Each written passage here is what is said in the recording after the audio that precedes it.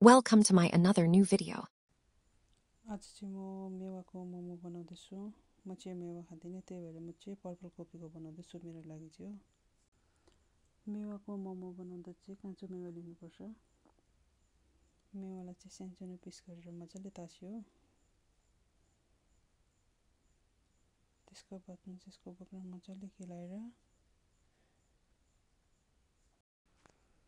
यो सबै पिस गरेको मेवा चाहिँ तास्नुपर्छ मजाले हो। तासिसकेपछि चाहिँ यसलाई मजाले पानीले धुनुपर्छ। त्यसको बादमा चाहिँ यसलाई ग्रेट गर्नुपर्छ।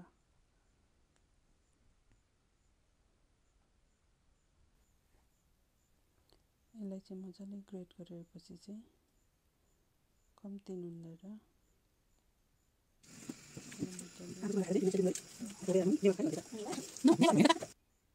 पानी मिसाउँदै एउटा बोलमा लगायो।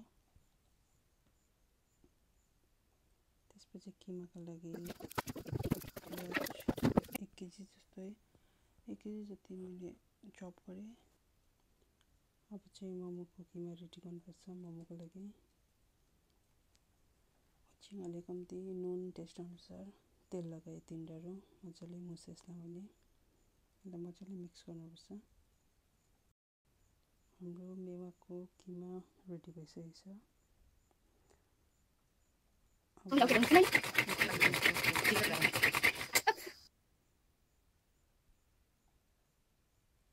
कोपी चप गरिसकेँ।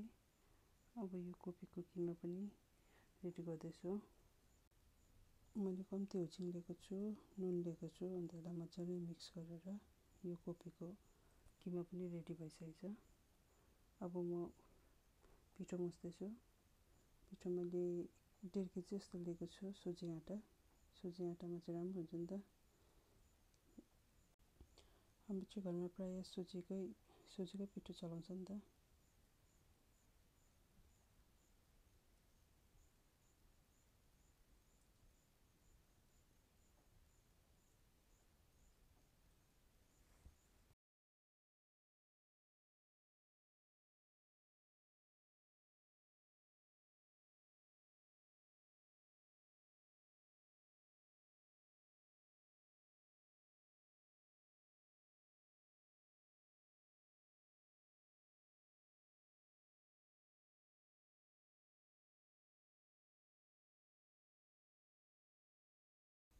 पिठो पनि मैले मुसिसकेको छु। अब यसलाई चाहिँ 10 मिनट जस्तो छोपेर राख्छु।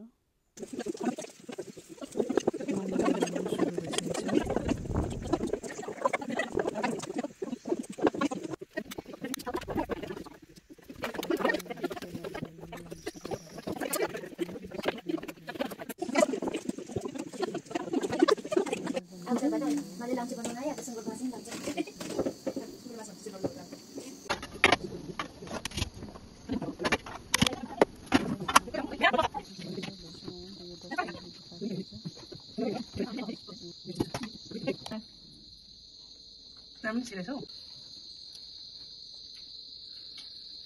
Sila? Mira pa sa otis. Mira. Kayla? Momo तपाईँहरूले पनि ट्राई गर्न सक्नुहुन्छ घरमा।